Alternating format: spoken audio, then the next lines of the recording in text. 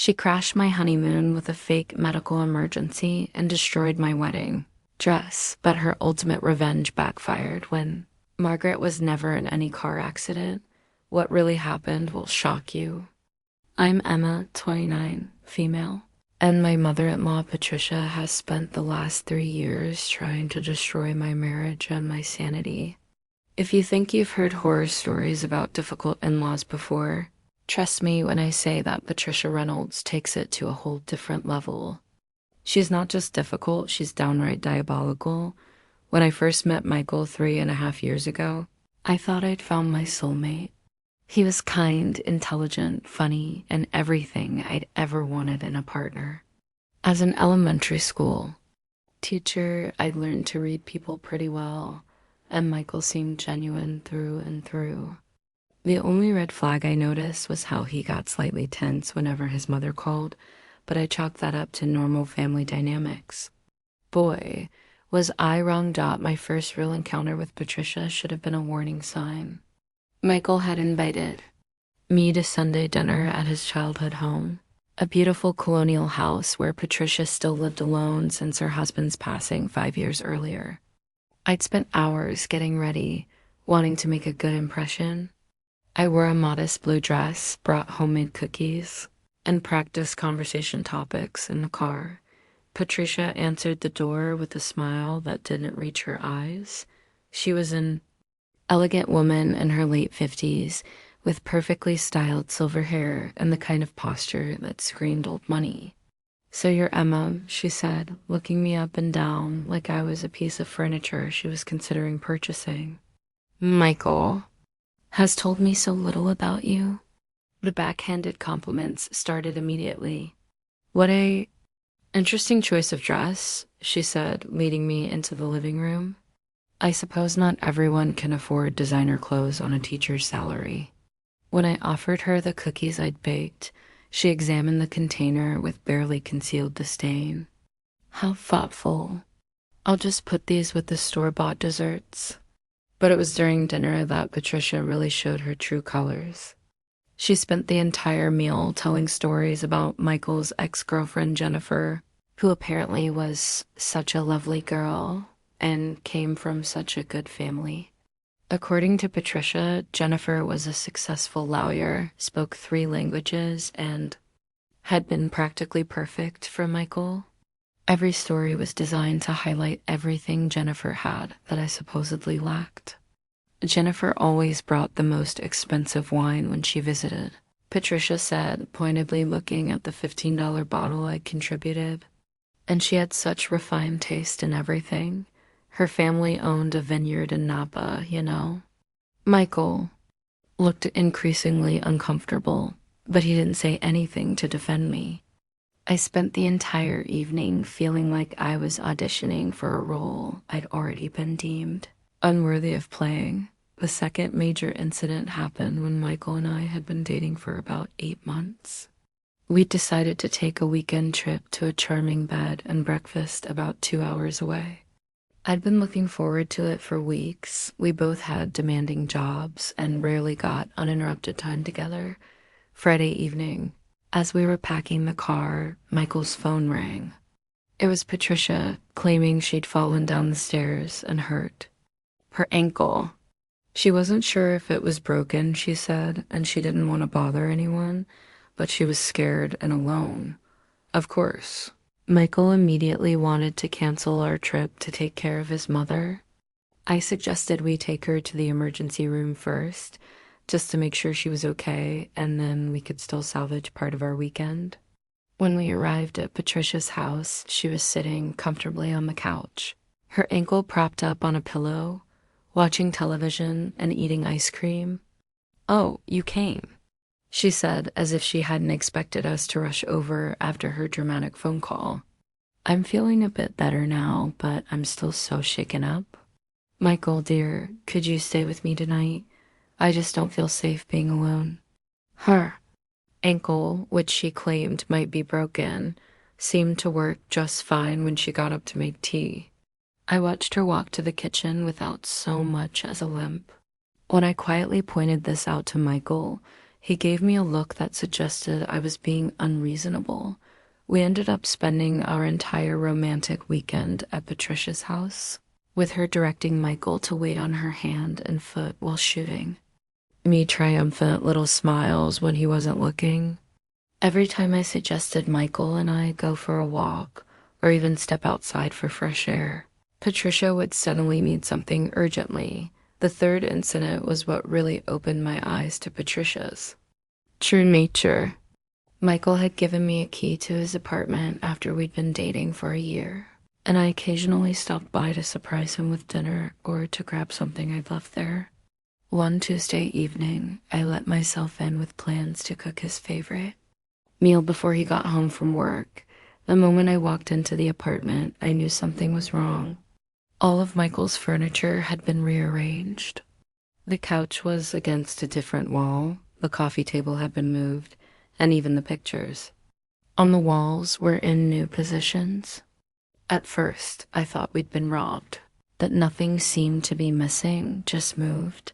Then I noticed the note on the kitchen counter, written in Patricia's distinctive handwriting. Michael, darling, I took the liberty of redecorating a bit. The flow was all wrong before. A good woman knows how to make a home feel welcoming. Love, Mother. She had used Michael's spare key, the one he'd given her for emergencies, to break into his apartment and rearrange everything to her liking. When I called Michael at work to tell him what had happened, his response floored me. She was probably just trying to help, he said. You know how she is about interior design. Michael, she broke into your apartment and moved your furniture around without permission. That's not helping, that's violating your privacy, but Michael didn't see it that way. He said his mother had always been involved in his living situation, and I was overreacting. That evening, when he came home and saw the changes, he actually complimented them. It does look better this way, he admitted, completely missing the point. These 3 incidents established a pattern that would continue and escalate over the next 2 years. Patricia saw me as a threat to her relationship with her son, and she was determined to eliminate that threat by any means necessary. She was smart about it, too always careful to maintain plausible deniability, always ready with an innocent explanation for her behavior, but I was learning to read between the lines. Every family gathering became a battlefield where Patricia would subtly undermine me while appearing to be the perfect hostess. She'd ask about my work in a way that highlighted how much less money I made than Michael. She'd bring up topics that excluded me from conversations. She'd make plans with Michael without including me, then act surprised when I felt left out. The worst part was that Michael couldn't see it. Or maybe he could see it but chose not to acknowledge it because dealing with his mother's behavior would require him to set boundaries he'd never learned to set. Either way, I found myself increasingly isolated in what should have been the happiest relationship of my life. By the time Michael proposed 2 years into our relationship, I almost said no. Not because I didn't love him. I loved him desperately, but because I wasn't sure I could handle a lifetime of Patricia's interference. In the end, love won out over logic, and I said yes. But I should have known that Patricia would see our engagement not as a joyous occasion, but as a declaration of war. The moment Michael slipped that ring onto my finger, Patricia's behavior shifted from subtly undermining to openly hostile. She didn't even try to hide her disapproval anymore. When Michael called to share the good news, I could hear her reaction through the phone from across the room. Engaged? Already? But Michael, are you sure? Marriage is such a big step, and you've only known her for 2 years. Remember how long you and Jennifer dated before you even talked about the future? Michael tried to sound excited as he told her about his proposal, but I watched his shoulders tense with every response she gave. By the end of the call, his enthusiasm had deflated like a punctured balloon. She's just surprised, he said, but we both knew that wasn't true. Patricia wasn't surprised. She was devastated that her plan to drive me away had failed. Wedding planning became Patricia's new battlefield, and she attacked it with military precision. She insisted on being involved in every decision, claiming that, as the mother of the groom, she had certain rights and expectations. When we told her we wanted a small, intimate ceremony with about 50 guests, she produced a list of 80 people from her side that absolutely had to be invited. These are Michael's godparents and his father's business associates, and our family friends, she explained, spreading the list across my kitchen table like battle plans. They've all been asking about Michael's wedding for years. We simply cannot exclude them. When I pointed out that our venue only held 100 people and we'd already committed to a guest list, Patricia's solution was simple. I should invite fewer people from my side. I'm sure your family will understand, she said sweetly. After all, this is really about Michael's happiness. The dress shopping experience was even worse. Patricia had insisted on coming along, claiming she wanted to share in this special moment with her future daughter-in-law.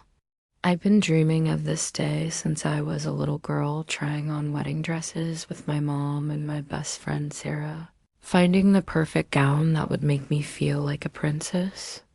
Instead, I found myself in a bridal boutique with Patricia critiquing every dress I tried on while my mother sat quietly in the corner, clearly uncomfortable with the dynamic. That neckline is a bit low, don't you think? Patricia said about a dress that was perfectly modest. And that style is so trendy, it'll look dated in the photos in a few years. When I finally found a dress I loved, a classic eyeline gown with delicate lace sleeves, Patricia's response was devastating. Well, if that's what makes you happy. Though I have to say, Jennifer would have looked stunning in something like this. She had such a graceful neck for strapless gowns. Even in the middle of my wedding dress shopping, she was comparing me to Michael's ex-girlfriend, but the dress incident was nothing compared to what happened the night before our wedding. We decided to do things traditionally with Michael, staying at his childhood home and me staying at the hotel with my bridesmaids. My dress was hanging in the hotel closet, protected in its garment bag, ready for the morning. I should have known something was wrong when Patricia called at 11 p.m., claiming she'd forgotten to give me something important for the ceremony. She insisted on coming to the hotel right away. It couldn't wait until morning. Against my better judgment, I let her up to the room. "Oh, good. You haven't gone to bed yet," she said, bustling into the room with a large shopping bag. "I brought you something old, something borrowed, and something blue. Family tradition." The items she'd brought were lovely: a pearl necklace that had belonged to Michael's grandmother, a blue garter with intricate beadwork, and an antique handkerchief. I was actually touched that she'd thought to bring them, wondering if maybe I'd been too hard on her. While I was in the bathroom trying on the necklace, I heard a strange ripping sound from the main room. When I came out, Patricia was standing suspiciously close to my dress, her hands behind her back. "Is everything okay?" I asked. "Of course, dear. I was just admiring your gown. You're going to look lovely tomorrow." It wasn't until the next morning, when my maid of honor was helping me into the dress, that we discovered the damage. Someone had made a small but noticeable tear in the lace on the left sleeve. It wasn't huge, but it was right where it would show in photos, and there was no way to fix it properly without a complete alteration. "How did this happen?" Sarah asked, examining the tear. "This looks like it was done deliberately." I knew exactly how it had happened, but I couldn't prove it. When I called Patricia in tears, she was full of sympathy and concern. "Oh no, how terrible. Though, you know, dear, these things happen. Maybe it's a sign that you should have chosen a sturdier fabric." Even in my crisis, she managed to make it my fault. We managed to pin the tear and arrange my hair to cover most of it. But every time I looked at my wedding photos later, I saw that damage.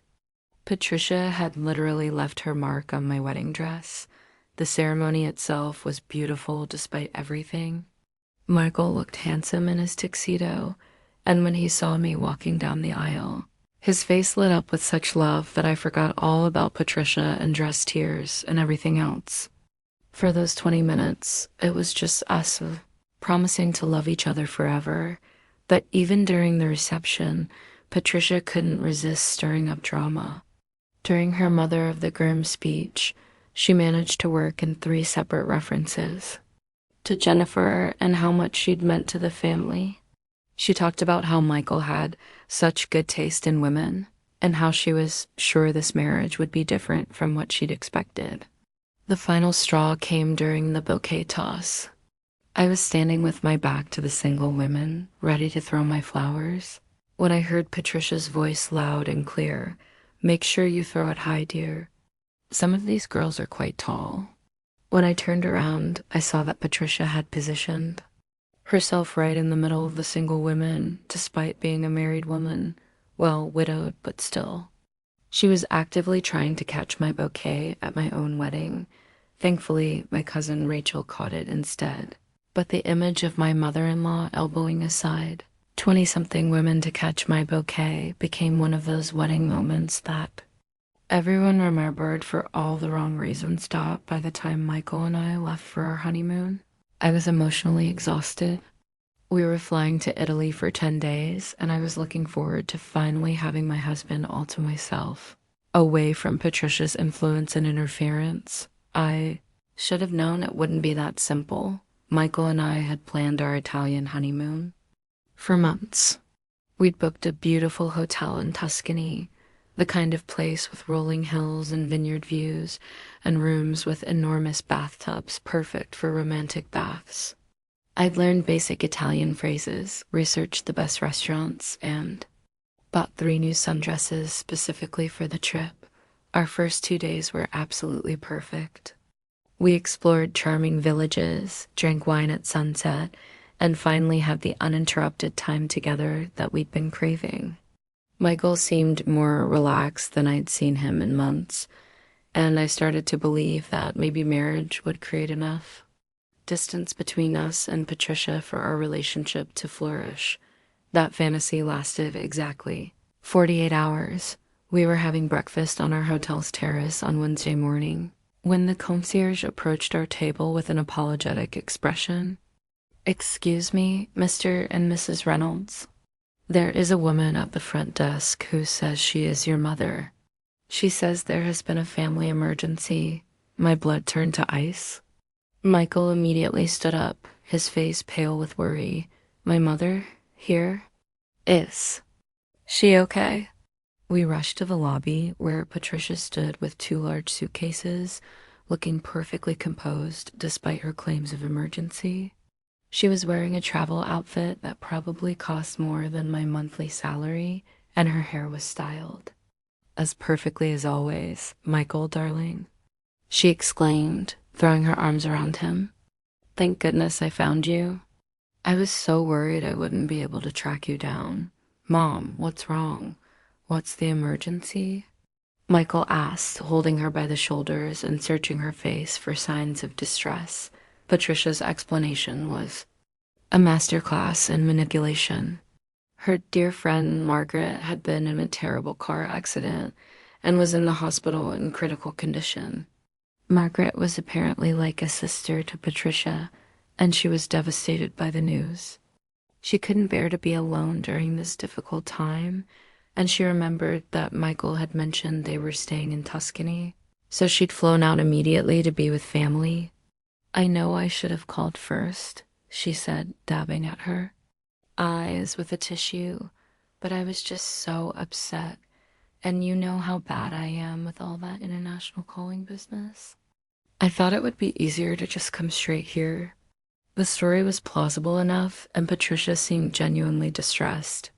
Michael immediately went into caretaker mode, asking about Margaret's condition and whether Patricia needed anything. I stood there in my sundress and sandals, watching our honeymoon evaporate before my eyes. "Of course you should stay with us, Mom," Michael said, and my heart sank. "We'll figure out the room situation. Emma won't mind, will you, honey?" What was I supposed to say? That I minded my mother-in-law crashing our honeymoon during her friend's medical crisis? That I suspected this was all an elaborate scheme to insert herself into our romantic getaway? I would have sounded like a monster. "Of course not," I heard myself saying. "Family comes first." Patricia's smile was triumphant, though she hid it quickly. "You're such an understanding girl, Emma." I knew Michael chose well. The hotel managed to get Patricia a room on the same floor as ours, just 3 doors down. Our intimate dinners for 2 became dinners for 3, with Patricia regaling us with stories about Margaret and their decades-long friendship. Our romantic walks through the vineyards became guided tours, with Patricia pointing out everything she remembered from her last visit to Italy. Apparently, with Michael's father 20 years earlier, most frustrating of all, Patricia's grief seemed to be very selective. She'd tear up when talking about Margaret's condition, but then she'd perk up immediately when discussing the hotel's amenities or planning our next day's activities. For someone dealing with a friend's life-threatening situation, she seemed remarkably energetic about sightseeing. "We simply must visit that little church on the hill," she'd say over dinner. Michael's father and I went there on our honeymoon, and it was so romantic. Though I suppose the romantic significance would be lost on you, Emma, since you don't have that connection to the place. Even during our honeymoon, she was finding ways to make me feel like an outsider. The breaking point came on our 5th day. In Italy, Michael and I had planned to take a cooking class together, just the 2 of us. Finally having a romantic activity that Patricia couldn't insert herself into. We'd booked it weeks in advance, and I'd been looking forward to it almost as much as the trip itself. That morning, Patricia announced that she was feeling much better and thought a cooking class sounded like exactly the kind of distraction she needed to take her mind off Margaret's situation. "You won't mind if I join you, will you?" I think Margaret would want me to try to enjoy myself a little bit instead of just sitting around worrying. Once again, I was trapped. How could I object to a grieving woman trying to find a small moment of joy during a difficult time? The cooking class was supposed to be an intimate experience for couples, with each pair working together to prepare a multi-course meal. Instead, I found myself watching Patricia monopolize our chef instructor while Michael helped his mother. With every step of the process, I spent most of the class standing awkwardly to the side, holding ingredients and feeling like a third wheel at my own honeymoon activity. The worst part was that Patricia was clearly enjoying herself. She flirted shamelessly with the chef, an attractive Italian man in his 40s. And regaled the other couples with stories about her travels and her son's accomplishments. She mentioned at least 3 times that Michael was a successful software engineer and twice that he'd been valedictorian of his high school class. Emma's a teacher, she'd add as an afterthought, in the tone someone might use to mention that their son-in-law worked at a gas station. That evening, as we were getting ready for bed, I finally couldn't hold it in anymore. I waited until we were alone in our hotel room, then tried to gently express my concerns to Michael. "Honey, I'm worried about your mom," I said carefully. "She seems to be handling Margaret's situation really well for someone who was so devastated just a few days ago." Michael frowned. "What do you mean?" "I mean, she was crying and talking about how Margaret was like a sister to her. But she hasn't called the hospital once since she got here. She hasn't even mentioned Margaret in 2 days, except when she was explaining why she needed distraction. She's processing her grief differently than you would," Michael said defensively. "Everyone handles these situations in their own way. But don't you think it's a little convenient that her friend's emergency happened to coincide exactly with our honeymoon? And that she somehow managed to track us down to this specific hotel in the middle of Tuscany?" Michael's expression darkened. "Emma, what are you suggesting?" I'm not suggesting anything. I'm just saying that the timing seems my mother flew halfway around the world because she was scared and needed family support, and you're implying that she made the whole thing up. Do you realize how that sounds? I did realize how it sounded. It sounded paranoid and cruel and like exactly the kind of thing that jealous daughter-in-law would say about her husband's mother. But it also sounded true, and that was the most frustrating part. I just want to enjoy our honeymoon, I said quietly. We've been planning this trip for months, and now we haven't had a single day to ourselves. We'll have plenty of time for ourselves when we get home, Michael said. Right now, my mother needs us. I thought you understood that family comes first. Family comes first. It was a phrase I hear a lot over the next few years, always deployed when Patricia needed something that would interfere with our plans or our relationship. And somehow, I was never quite family enough for the phrase to work in my favor. The rest of our honeymoon continued in the same pattern. Patricia joined every meal, every activity, every romantic moment Michael and I tried to have. She had opinions about everything we did and stories about everywhere we went. By the time we flew home, I felt like I'd been on vacation with my in-laws, rather than on my honeymoon with my new husband. The kicker came 2 weeks after we returned home. Michael was at work, and I was grading papers when my phone rang. It was a number I didn't recognize, but something made me answer it. Is this Emma Reynolds? The woman asked, double quotes, yes, this is Emma. Hi, this is Margaret Lawson. I think I'm the friend Patricia was supposedly visiting in the hospital while you were on your honeymoon. My heart stopped. I'm sorry, what? Patricia told me all about her trip to Italy to comfort me during my medical crisis, Margaret said, and I could hear the eye roll in her voice. The only problem is I was never in any car accident. I've been perfectly fine. Patricia asked me not to call Michael because she wanted to handle the family situation delicately, but I got tired of being part of her lie. I sat in stunned silence, holding the phone with a shaking hand. Honey, are you still there? Margaret asked gently. Yes, I'm here. I don't know what to say. Look, I've been friends with Patricia for 20 years, and I love her dearly. But she has some serious boundary issues when it comes to Michael. She's been trying to sabotage his relationship since he was in college. I thought she might have grown out of it, but apparently not. After I hung up the phone, I sat staring at the wall for a long time. I had proof now that Patricia had lied, that she had deliberately crashed our honeymoon based on a completely fabricated emergency. But I also knew that Michael would never believe it. He'd find some way to rationalize it, or he'd accuse me of turning his friend against his mother. I never told him about Margaret's call. I couldn't see any scenario where that conversation would end well for our marriage. Instead, I filed it away as confirmation of what I already suspected. Patricia would stop at nothing to maintain her position as the most important woman in Michael's life, and she saw me as her primary obstacle to that goal. Our real marriage was just beginning, and I was already learning that it wasn't going to be a marriage between two people. It was going to be a marriage between 3 people. Whether I liked it or not, after the honeymoon disaster, I thought surely Michael would start to see his mother's behavior for what it was. How could anyone rationalize a grown woman lying about a medical emergency to crash her son's honeymoon? But Patricia was smarter than I gave her credit for. She never admitted that Margaret's accident was fabricated. Instead, she simply stopped mentioning it. And when Michael asked about Margaret's recovery a few weeks later, Patricia said vaguely that she was doing much better and changed the subject.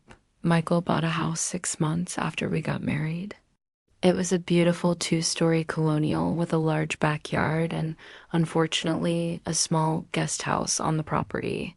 The guest house had been a selling point for us initially. We talked about using it as an office or maybe renting it out for extra income.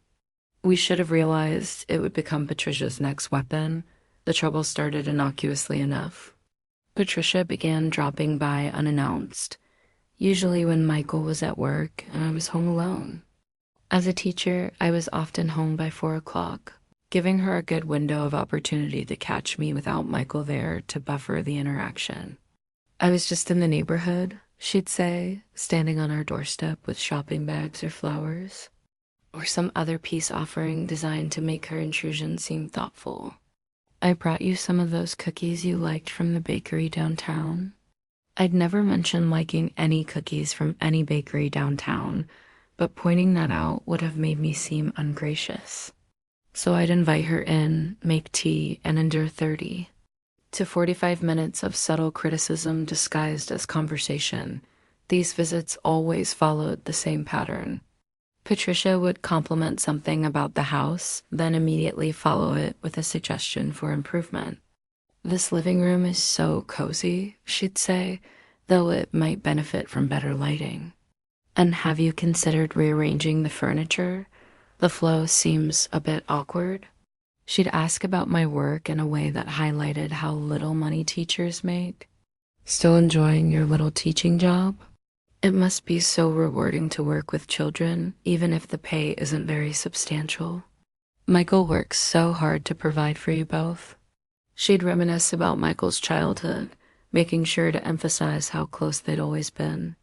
"Michael and I have always had such a special bond," she'd say.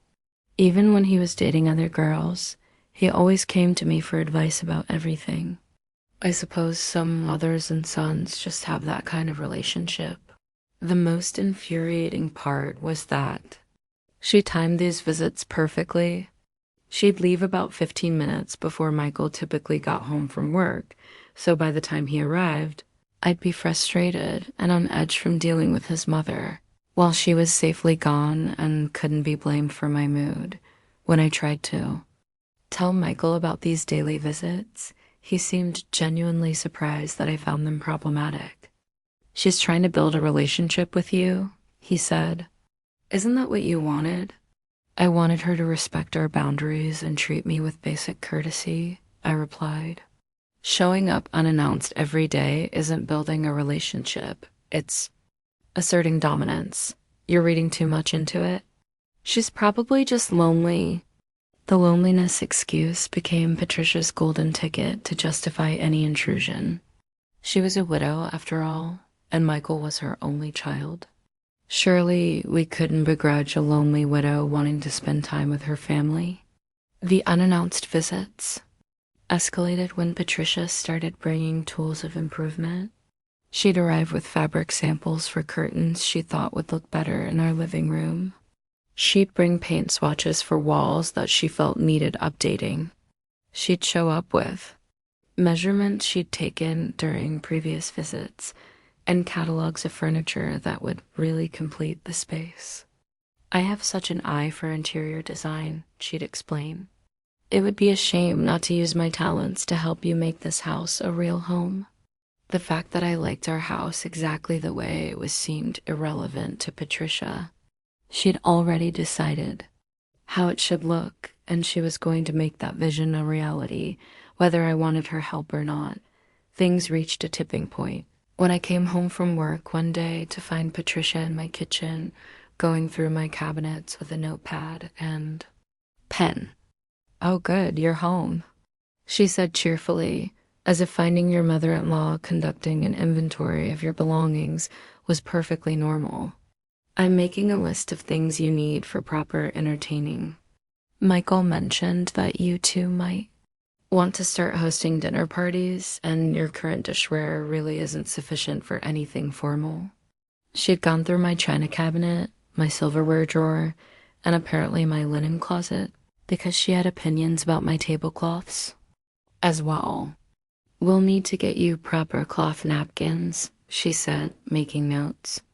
"And your wine glasses are fine for everyday use, but you'll want something more elegant for guests." "Patricia, how did you get into my house?" I asked, my voice carefully. "Controlled." "Oh, Michael gave me a key ages ago," she said casually. "For emergencies, you know." But I thought this counted as an emergency, You can't properly entertain without the right supplies. My husband had given his mother a key to our house without telling me, and she'd used it to let herself in and catalog my inadequacies as a hostess. When I confronted Michael about it that evening, his response floored me. "I gave her that key before we were married," he said. "It's the same one I gave her for my apartment." I didn't think I needed to ask permission to give my mother emergency access to my own house, our house, I corrected. And this wasn't an emergency. She was going through our belongings and making shopping lists. She was trying to help you be prepared for entertaining. You've mentioned wanting to have people over more often. I mentioned maybe having my parents for dinner sometime. I didn't ask for a full audit of our household goods. Michael sighed, the way he always did when he felt caught between his mother and his wife. "Look, I'll talk to her about calling first. But she's not doing anything malicious. She's trying to help." The help continued and escalated. Patricia started showing up with replacement items for things she deemed inadequate. New dish towels that were more appropriate for a proper kitchen. Throw pillows that would really tie the room together. A coffee table book about entertaining that I absolutely had to read. Each item came with a detailed explanation of why my current belongings were insufficient and how Patricia's suggestions would improve our lives.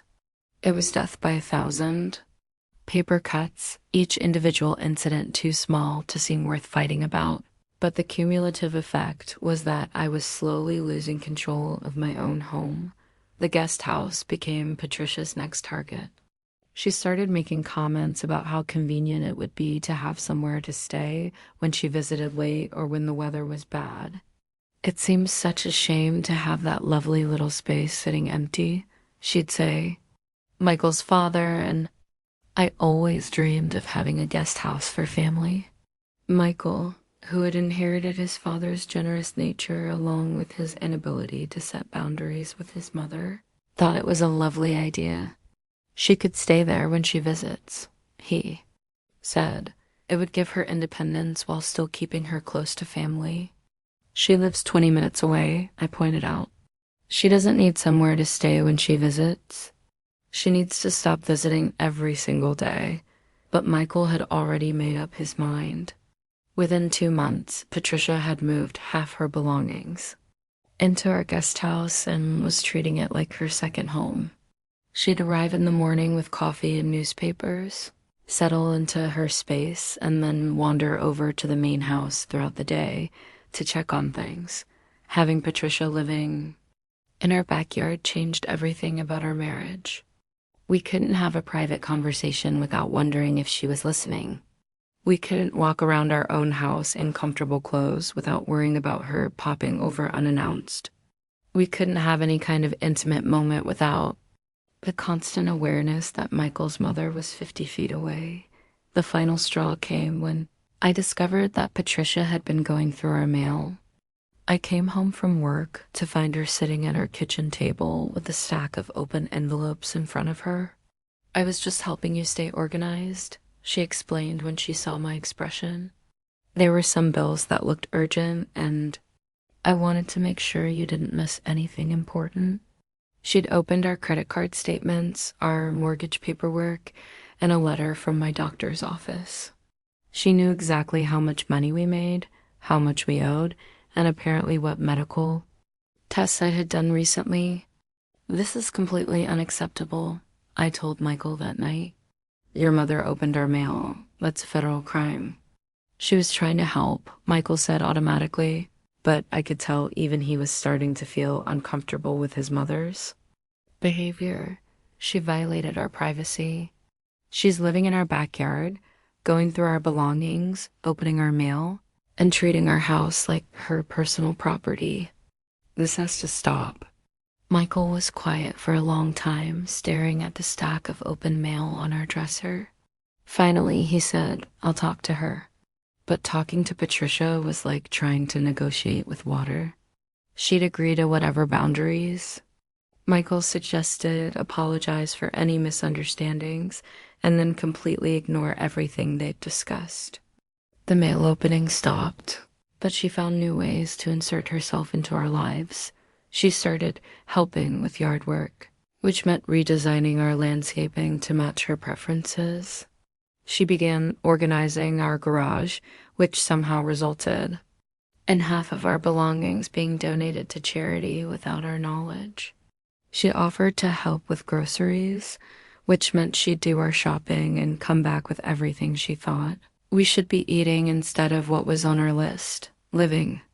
With Patricia as our backyard neighbor was like being slowly strangled by kindness. Every intrusion was framed as help. Every violation of our privacy was presented as caring. Every boundary she crossed was justified by her love for Michael and her desire to be part of our family. The worst part was watching Michael get smaller and smaller under his mother's constant attention. The confident, independent man I'd married began deferring to his mother on everything from what we had for dinner to how we spent our weekends. He stopped making decisions without consulting her first, and he stopped seeing me as his primary partner in favor of maintaining the mother-son dynamic that Patricia was determined to preserve. I was losing my husband to his mother's suffocating love, and I didn't know how to fight back without looking like the villain in the story. After all, what kind of daughter-in-law complains about a mother who's just trying to help and be part of a family? But I was about to learn that Patricia's idea of helping was far more destructive than I could have imagined. 2 years into our marriage, I thought I'd seen the worst of Patricia's behavior. I'd adapted to the daily intrusions, learned to lock certain rooms when she was around, and developed strategies for maintaining some semblance of privacy in my own home. I told myself that as long as Michael and I were solid, I could handle his mother's interference. I should have realized that Patricia was just getting started. The breaking point came during the most important week of my teaching career. After 7 years as an elementary school teacher, I've been selected to present at the National Education Conference in Chicago. It was a huge honor. They had chosen my classroom innovation program as one of only 12 presentations from across the country. The presentation could open doors to curriculum consulting, educational publishing, maybe even a position at the district level. I've been preparing for months, working on my presentation every evening after school and on weekends. Michael had been incredibly supportive, taking over household responsibilities so I could focus on my research and materials. Even Patricia had seemed impressed when I explained the significance of being chosen for the conference. "How wonderful for you, dear," she'd said, "though I do hope all this extra work isn't putting too much strain on your marriage." Michael needs a wife who's present and available, not buried in schoolwork all the time. The conference was scheduled for a Thursday, which meant I'd need to fly to Chicago on Wednesday evening and return Friday night. It was the first time I'd traveled for work since Michael and I had been married, and I was both excited and nervous about the opportunity. Patricia's medical emergency happened on Tuesday. I was in my classroom after school, putting the finishing touches on my presentation materials when Michael called. His voice was tight with worry and stress. "Emma, I need you to come home right away. My mom collapsed at the grocery store and they've taken her to the hospital. She's asking for both of us." My heart sank, not just from concern about Patricia's health, but from the timing. Is she okay? What happened? They're not sure yet. Possible heart attack, maybe a stroke. The doctors are running tests now, but she's conscious and talking. She specifically asked for you to be there. Patricia asking for me during a medical crisis was so out of character that it should have been a red flag. But I was too focused on being a supportive wife to question it. I packed up my presentation materials and drove straight to the hospital. Patricia was lying in a hospital bed, looking pale and fragile in a way I'd never seen before. She had oxygen tubes in her nose and monitors beeping around her, and when she saw me, her eyes filled with tears. "Emma, thank goodness you're here," she said weakly. I was so scared. I kept thinking about how much I regret all the tension between us, and I just wanted to make sure you knew how much you mean to this family. It was the first time Patricia had ever admitted to tension between us, and the first time she'd expressed any kind of appreciation for my role in Michael's life. Despite everything she'd put me through, I felt a surge of genuine concern for her. "Don't worry about that now," I said, taking her hand. "Just focus on getting better." The doctors kept her overnight for observation, and Michael and I took turns staying with her. By Wednesday afternoon, they still hadn't identified what had caused her collapse, but her condition seemed stable. The doctor said it might have been a blood pressure spike, or perhaps just dehydration, but they wanted to keep her for a few more days to be safe.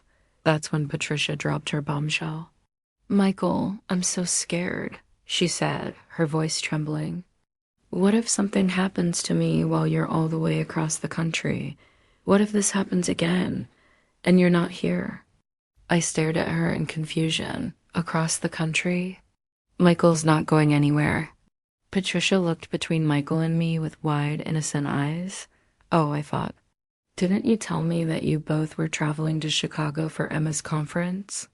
"No," Michael said slowly. "Emma's going to Chicago. I'm staying here." "But Emma, surely you're not still planning to travel when your mother-in-law is in the hospital?" Patricia asked, and there it was, the trap I'd walked right into. Dot, of course. I wasn't planning to travel with Patricia in the hospital. What kind of heartless daughter-in-law would fly off to a conference while her husband's mother was potentially having a medical crisis? Even though the presentation was the culmination of months of work and the biggest opportunity of my career, I couldn't leave town with Patricia in this condition. "Of course not," I heard myself saying. "The conference isn't important compared to family." Patricia's relief was immediate and profound. "Oh, thank goodness." I was so worried about being alone during all of this. "You're such a good daughter-in-law, Emma. So many women would put their careers ahead of family." I called the conference organizers that evening and withdrew from the presentation. They were understanding but disappointed my slot would go to an alternate, and there was no guarantee I'd be invited to present again in the future. I watched 2 years of work and planning disappear with a single phone call. Patricia made a miraculous recovery. By Friday, she was sitting up in bed, complaining about the hospital food and asking when she could go home. By Saturday, she was discharged with instructions to follow up with her regular doctor and take it easy for a few days. By Sunday, she was in our kitchen making breakfast and talking about redecorating the guest house. "I feel like I have a new lease on life," she announced, bustling around with more energy than I'd seen from her in months. Sometimes a health scare is exactly what you need to remind you of what's really important in life, family. Michael was so relieved by his mother's recovery that he didn't seem to notice how conveniently timed her crisis had been. When I gently suggested that the timing seemed coincidental, he accused me of being callous about his mother's health. "She could have died, Emma. Are you really upset about missing one conference when my mother could have had a heart attack?" But it wasn't just one conference. It was the biggest opportunity of my career, and Patricia had somehow managed to destroy it while positioning herself as the victim who needed our care and support. The truth came out 3 weeks later. In the most unexpected way possible, I was at the grocery store, the same one where Patricia had supposedly collapsed when the cashier recognized me. She was a chatty woman in her 60s who'd seen me shopping there with Patricia several times.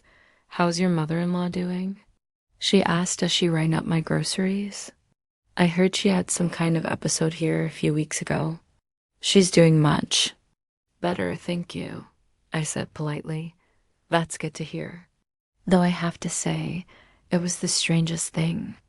One minute she was standing in line perfectly fine, chatting with everyone about her son's wife's big work trip, and the next minute she was on the ground claiming she couldn't breathe. my hand stilled on my wallet. She was talking about my work trip. Oh, yes, she was so proud. Telling everyone how you were going to Chicago for some big teaching conference, but how she was worried about you traveling alone. She said she wished something would happen so you wouldn't have to go by yourself. The cashier kept talking, but I'd stopped listening. Patricia had been at the grocery store talking about my conference presentation, expressing concern about me traveling alone and wishing something would happen to prevent my trip. Then, conveniently, something had happened. I spent the drive home replaying every moment of Patricia's medical emergency. How she'd specifically asked for me to be at the hospital. How she'd expressed regret about our relationship tensions for the first time ever. How she'd seemed confused about whether Michael was traveling with me, setting up the perfect scenario for me to cancel my trip. Most telling of all was how quickly she'd recovered once my conference was over. A woman who'd been potentially having a heart attack on Wednesday was redecorating furniture by Sunday when I got home. I found Michael in the backyard, helping his mother plant new flowers around the guest house. They were laughing together about something, and Patricia looked healthier and more energetic than she had in months. "Emma," she called out when she saw me. Perfect timing. "We're just finishing up here. Michael's been such a help, I don't know what I would have done without him this week." I watched my husband kneel in the dirt, carefully planting flowers that his mother had chosen, in a garden bed that she'd designed, on property that belonged to me and him, but had somehow become hers to control. He looked up at her with the same adoring expression he'd had as a child, and I realized that I was never going to be the most important woman in Michael's life. Patricia had won. She'd destroyed my career opportunity, reinforced her position as Michael's primary concern, and managed to make herself look like the victim in the process. She'd proven that she was willing to fake a medical emergency to sabotage my professional life, and she'd done it so cleverly that I could never prove it or call her out without looking like a monster. That night, as I lay in bed listening to Michael sleep peacefully beside me, I made a decision. I was done being the reasonable one. I was done trying to take the high road. I was done letting Patricia manipulate and control our lives while hiding behind plausible deniability and fake medical crises. Patricia had taught me that in this family, the gloves were off. She'd shown me that she was willing to lie, manipulate, and sabotage to get what she wanted. Well, two could play at that game. I just needed to be smarter about it than she was. For 6 months after the conference incident, I played the part of the dutiful daughter-in-law while carefully gathering information. I smiled through Patricia's daily visits, thanked her for her helpful suggestions, and pretended not to notice when she rearranged our belongings or invited herself to our plans. But behind the scenes, I was building a case. The first thing I did was start keeping detailed records. Every time Patricia showed up unannounced, I noted the date and time. Every time she made a cutting comment disguised as concern, I wrote it down word for word. Every time she interfered with our marriage or violated our privacy, I documented it. I also started recording our conversations on my phone, not to use against her legally, but to have proof of her behavior patterns. The recordings were eye-opening. When I listened back to our interactions, I could hear the subtle manipulations that I'd been trained to accept as normal. The way she'd phrase insults as questions. "Don't you think that dress is a little young for you, dear?" The way she'd plant seeds of doubt about my relationship with Michael. "I hope you're not taking Michael for granted. Good men like him are hard to find." The way she'd position herself as the expert on everything related to her son. "I know Michael better than anyone, and I can tell when he's unhappy." The documentation wasn't enough. I needed Patricia to expose herself in a way that Michael couldn't rationalize or excuse. I needed her to go too far in front of witnesses who couldn't be dismissed as jealous or vindictive. The opportunity came when Patricia started talking about her health again. It started small mentions of fatigue, complaints about aches and pains, casual references to feeling not quite right lately. After her successful use of medical drama to sabotage my conference, Patricia seemed to have realized that health scares were an effective way to control our family dynamics. I've been having some chest pains, she mentioned during one of her daily visits. Nothing serious, I'm sure, but you know how these things can develop. I probably should see a doctor, but I hate to be a bother. Michael immediately insisted that she see a cardiologist, offering to take time off work to drive her to appointments. Patricia demurred, saying she didn't want to inconvenience anyone, while making it clear that she expected Michael to insist on helping her. Over the following weeks, Patricia's mysterious health issues escalated. She was having trouble sleeping because of the chest pains. She was feeling dizzy and short of breath. She was worried about driving herself places because she might have an episode. I just feel so vulnerable living alone, she told us over dinner one evening. If something happened to me in that big house, no one would even know. That's when she floated the idea that would become her downfall. I've been thinking, she said. Carefully, maybe it would make sense for me to move into the guest house permanently, just until we figure out what's going on with my health. That way, if I have another episode like the one at the grocery store, you'd be right here to help. Michael was immediately on board with the idea. That makes perfect sense, Mom. We have the space, and it would give us all peace of mind. I agreed as well, but for very different reasons than Michael imagined. Patricia moving into our guest house full-time would give me the perfect opportunity to observe and document her behavior. More importantly, it would make her feel so secure in her position that she might finally overplay her hand. Of course, I said warmly. Family takes care of family. Patricia's move into the guest house was swift and comprehensive. Within 2 weeks, she'd relocated most of her belongings and was treating our property as her primary residence. She had a key to the main house, free access to our yard and garden, and the expectation that she'd be included in all our meals and activities. The health complaints continued, but I noticed an interesting pattern. Patricia's symptoms were always vague enough to be unprovable, but serious enough to require attention. She was having chest pains, but the EKG was normal. She was feeling dizzy, but her blood pressure was fine. She was having trouble breathing, but the chest X-ray showed nothing unusual. Most tellingly, her symptoms seemed to flare up whenever Michael and I had plans that didn't include her, and they mysteriously improved whenever she was the center of attention. I started testing this theory systematically. When Michael and I planned a weekend getaway, Patricia suddenly needed to go to the emergency room for chest pains that turned out to be probably just stress. When we scheduled a dinner date, she had a dizzy spell that required Michael to cancel and stay home with her.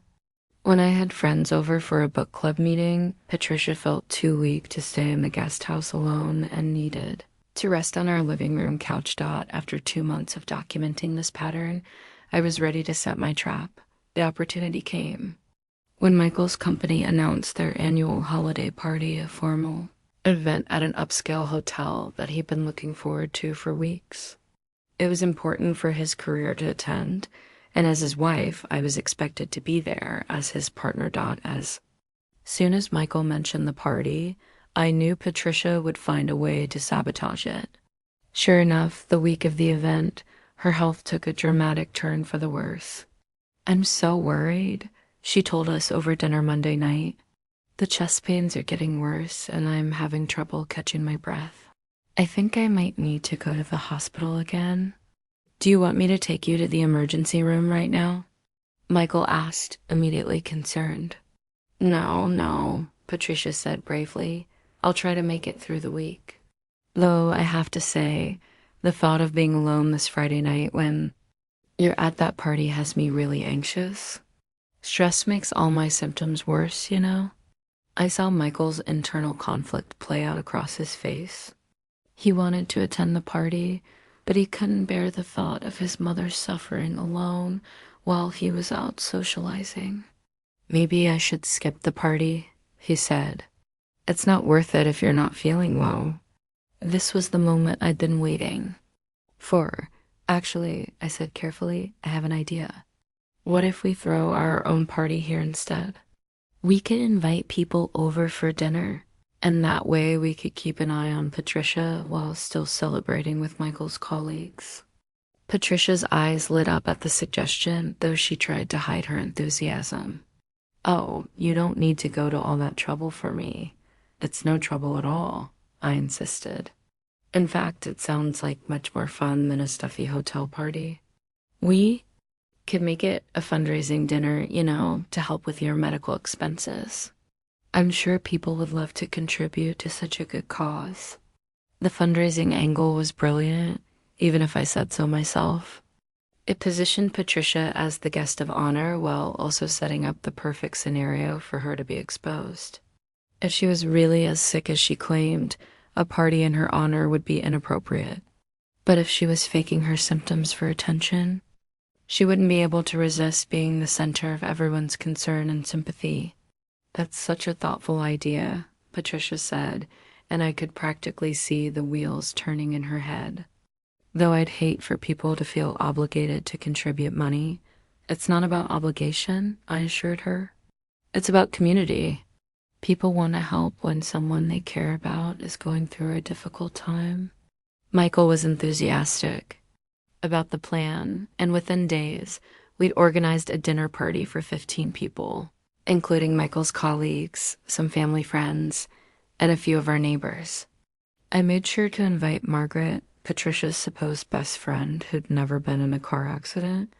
I also invited my friend Sarah, who was a nurse practitioner and had been hearing about Patricia's mysterious health issues for months. Sarah was naturally skeptical and had been encouraging me to push for more specific medical answers about Patricia's condition the night of the party. Patricia emerged from the guest house dressed to the nines and looking healthier than she had in months. She was wearing a beautiful black dress, full makeup, and jewelry that probably cost more than my car. For someone who'd been too weak to stay alone the night before, she seemed remarkably energetic. "You look wonderful, Mrs. Reynolds," said Tom, one of Michael's colleagues. "Michael mentioned you've been having some health challenges. You certainly don't look like someone who's been under the weather." Patricia glowed under the attention. "Oh, you're so kind. I have been struggling with some heart issues, but I didn't want to miss this lovely evening. Sometimes you just have to push through, As the evening progressed, Patricia became increasingly animated. She told stories, laughed loudly, and moved around the room with the energy of someone half her age. She lifted heavy serving dishes, helped clear plates, and at one point even did a little dance to music playing in the background. "Your mother-in-law seems to be feeling much better," Sarah whispered to me in the kitchen. "Earlier you mentioned she was having chest pains and shortness of breath." "That's what she's been telling us," I said quietly. "Though tonight she seems remarkably recovered." Sarah watched Patricia through the doorway, where she was dramatically gesturing while telling a story to a captivated audience. "Has she had any actual cardiac workups? Stress tests, echocardiograms, that sort of thing?" "She's seen several doctors, but nothing conclusive has shown up on any tests." "Interesting," Sarah said thoughtfully. The real moment of truth came when it was time for the fundraising portion of the evening. I stood up to address our guests, with Patricia seated in the place of honor at the head of the table. "Thank you all for coming tonight," I began.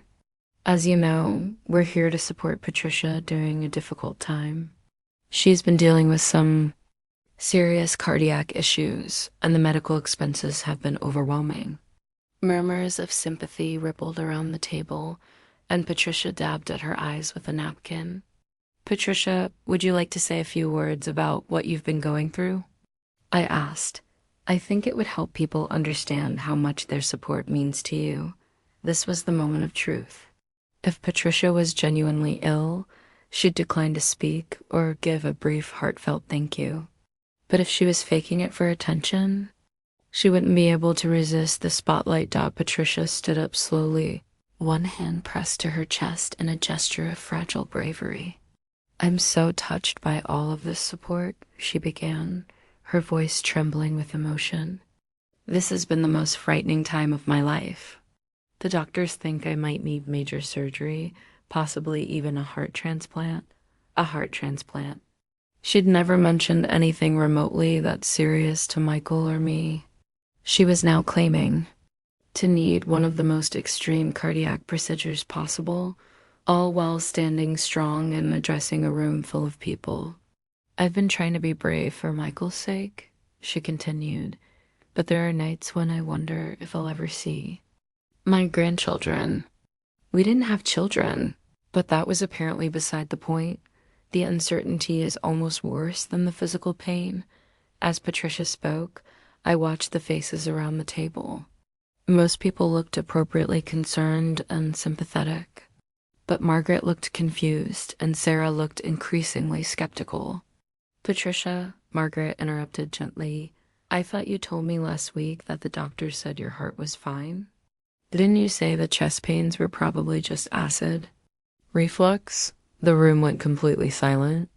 Patricia's face cycled through several emotions: surprise, panic, and finally anger before settling on wounded dignity. "Well, the doctors have given me conflicting information," she stammered. "I didn't want to worry anyone with the worst case scenarios." Sarah leaned forward. "Patricia, you mentioned needing a heart transplant. That's a very specific procedure that requires extensive testing and evaluation. Which hospital is managing your care?" There are several doctors involved," Patricia said, looking increasingly flustered. "I'd be happy to help coordinate your care," Sarah offered professionally. "As a nurse practitioner, I work with cardiac patients all the time. I could review your test results and help you understand your options." Patricia's composure was cracking. "That's very kind, but I prefer to keep my medical information private." "Of course," Sarah said smoothly. "Though I have to say, you seem remarkably strong for someone who's been told they might need a heart transplant. Usually patients with that level of cardiac damage have significant limitations on their physical activity." The trap was closing, and Patricia could feel it. She looked around the table at faces that were now more curious than sympathetic, and I could see the exact moment when she realized she'd been caught. "I think I need to lie down," she said suddenly. "All this talking has made me feel weak." But it was too late. The damage was done. In her eagerness to be the center of attention, Patricia had claimed to need a heart transplant while demonstrating perfect health. She'd been caught in multiple lies about her medical condition in front of witnesses who couldn't be dismissed or manipulated. As the guests left that evening, I heard the whispered conversations that sealed Patricia's fate. People were confused about her conflicting medical stories. They were questioning why someone who needed a heart transplant was throwing dinner parties.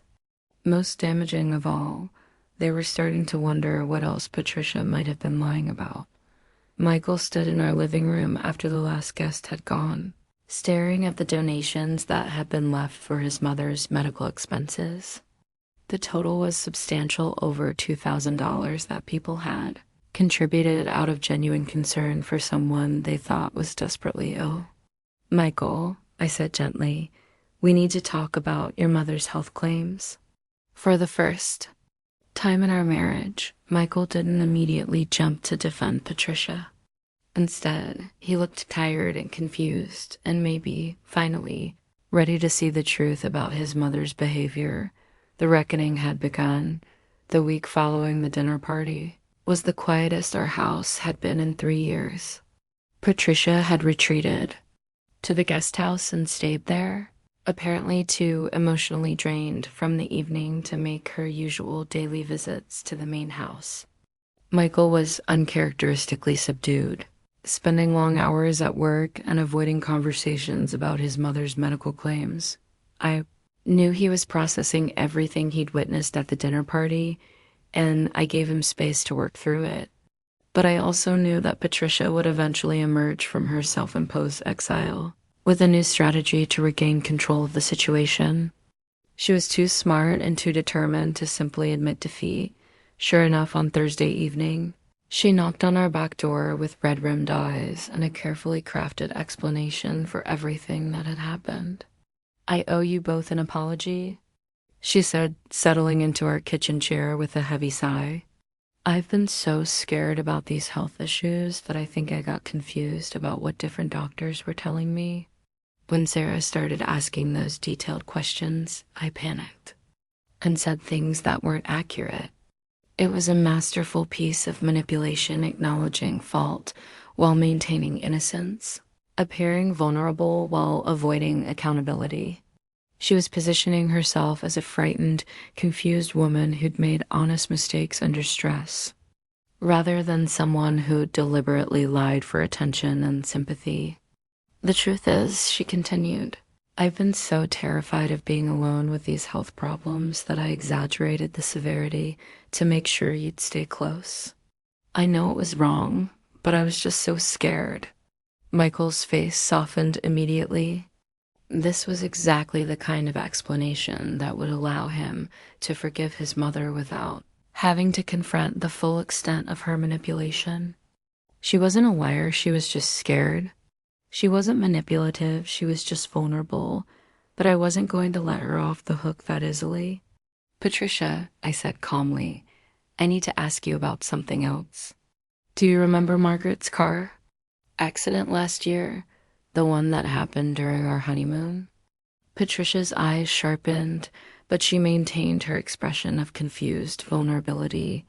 "Of course I remember. It was so traumatic. I spoke with Margaret a few months ago," I continued. "She told me she was never in any car accident. She said you asked her to keep quiet about your trip to Italy so you could handle the family situation delicately."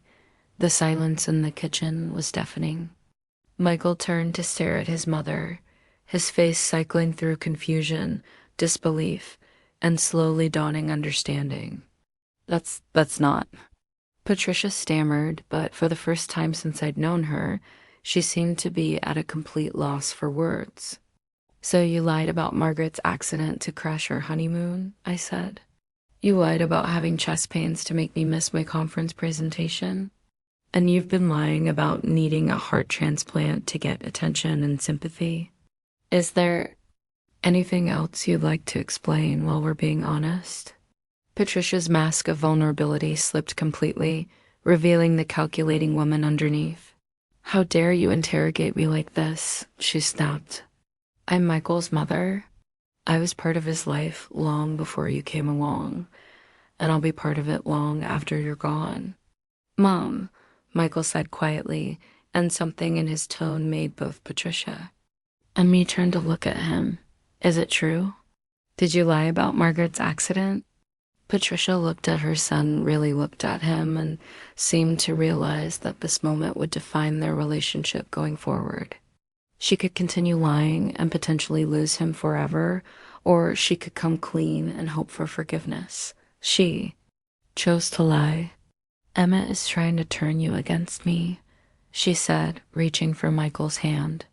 "She's always been jealous of our relationship, and now she's making up stories to drive a wedge between us. You know, I would never lie to you about something that serious. It was the wrong choice." Michael had heard too much, seen too much, and been put in the middle too many times to accept another deflection. For the first time since I'd known him, he pulled his hand away from his mother's reach. "I'm going to call Margaret," he said, standing up from the table, "right now. And I want you both here when I do." Patricia's face went white. "Michael, you don't need to."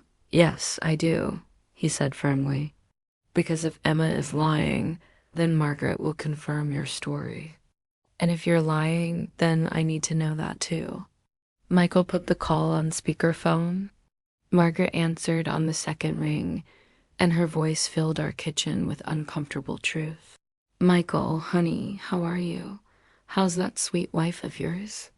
I'm okay, Margaret. Listen, I need to ask you about your car accident last year. The one that happened while Emma and I were on our honeymoon. There was a long pause. Car accident? Michael, I've never been in a car accident. What are you talking about? Mom told us you were in the hospital in critical condition, and that's why she flew to Italy to be with us. Another pause longer. This time, oh, Michael. Honey, your mother asked me not to mention this, but I've never been in any accident. She told me she was going to Italy to spend time with you and Emma, and she asked me to keep quiet about it because she wanted to surprise you. Michael's face crumpled as he listened to Margaret's gentle voice destroying the last of his illusions about his mother's honesty. Patricia sat frozen in her chair, unable to deny what we were all hearing. She said she was worried about Emma traveling alone and wanted to be there to help. Margaret continued, I thought it was a bit unusual to show up unannounced on someone's honeymoon, but she seemed to think it was the right thing to do. When Michael hung up the phone, the kitchen felt like a tomb. Patricia was staring at her hands, Michael was staring at the floor, and I was staring at the wreckage of a family dynamic that had taken 3 years to fully destroy. How many other things have you lied about? Michael asked his mother, his voice barely above a whisper. Patricia's response was to burst into tears, real tears this time, born of genuine desperation rather than manufactured sympathy. I never meant for it to go this far, she sobbed. I just couldn't bear the thought of losing you. You're all I have left, Michael. When your father died, you became my whole world, and then Emma came along, and I was so scared that I'd lose you too. It was the first honest thing Patricia had said in years, and ironically, it was also the most damaging. She just admitted that every lie, every manipulation, every violated boundary had been motivated by her refusal to let Michael have an independent adult relationship. You didn't have to lose me, Michael said, and I could hear the pain in his voice. You chose to fight Emma instead of finding a way to include her. You chose to lie instead of trusting me to love you both. You chose to manipulate instead of communicating. I was scared, Patricia repeated, as if fear justified years of deception and sabotage. We were all scared, Michael replied. I was scared of disappointing you. Emma was scared of not being accepted. But we didn't lie to each other because of it. The conversation that followed was the most honest discussion Michael had ever had with his mother, and it was brutal. Years of resentment, boundary violations, and manipulations were laid bare. Patricia tried several times to minimize her behavior or shift blame, but Michael had finally found his voice as an adult son rather than an obedient child. The consequences came swiftly. Patricia would need to move out of the guest house and find her own place to live. She would need to return the money that had been donated at the dinner party, along with written apologies to everyone who contributed. Most importantly, she would need to accept that Michael was a married man whose primary allegiance was to his wife, not his mother. I'm not cutting you out of my life, Michael told her, but I'm setting boundaries that should have been set years ago.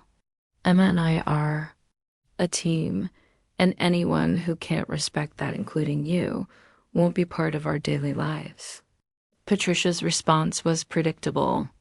She alternated between tearful apologies and angry accusations, sometimes within the same sentence. She promised to change while simultaneously explaining why her behavior had been justified. She begged for another chance while making it clear that she blamed me for turning her son against her. But Michael had finally seen through the performance. The spell that had kept him emotionally tethered to his mother's needs and demands was broken, and he was looking at her behavior with clear eyes for the first time in his adult life. Patricia moved out of the guest house 2 weeks later. She found a small apartment across town and began the process of rebuilding her life without her son as the central focus. It wasn't easy for any of us. Michael struggled with guilt over setting boundaries with his mother, and I struggled with feeling responsible for the family rift, even though I knew it had been necessary. But our marriage began to flourish in ways I'd never thought possible. Without Patricia's constant interference, Michael and I rediscovered why we'd fallen in love in the first place. We could have private conversations, make independent decisions, and build our own family traditions without external judgment or manipulation. Michael also began therapy to work through his complicated feelings about his mother and to learn healthier ways of maintaining family relationships. It was a process that would take time, but for the first time since I'd known him, he was approaching his family dynamics as an adult rather than a dutiful child. Patricia's epic comeuppance wasn't just about exposing her lies or forcing her to move out. It was about breaking a cycle of manipulation that had controlled Michael's life for decades. She'd overplayed her hand so dramatically, claiming to need a heart transplant while demonstrating perfect health that even her most loyal defender couldn't ignore the deception. Sometimes the best way to defeat a master manipulator is to give them enough rope to hang themselves. Patricia's need for attention and control had ultimately become her downfall, and her comeuppance was as epic as her years of manipulation had been devastating. And now, looking back on everything that happened, I have just one thing to say to all of you watching this. Have you ever dealt with a family member who seemed determined to sabotage your happiness? Someone who used guilt, manipulation, and lies to maintain control over your life? How did you handle it? Did you find a way to set boundaries, or are you still struggling to break free from their influence? The truth is, dealing with toxic family members is one of the hardest challenges we face as adults. We're taught that family comes first, that blood is thicker than water, and that we should forgive and forget no matter what. But sometimes, the most loving thing you can do for yourself and your immediate family is to recognize when someone's behavior is destructive and take steps to protect yourself from it. If you're in a situation like mine was, please know that you're not alone. It's not your fault that someone else chooses to manipulate and lie. You don't have to sacrifice your happiness, your marriage, or your career to keep a toxic person comfortable. And you're not responsible for fixing someone who doesn't want to change. Setting boundaries with difficult family members is scary, especially when they're masters at making you feel guilty for protecting yourself. But your mental health, your marriage, and your future are worth fighting for. Sometimes love means saying no. Sometimes family loyalty means protecting the family you've chosen to build rather than enabling the family that's determined to tear it down.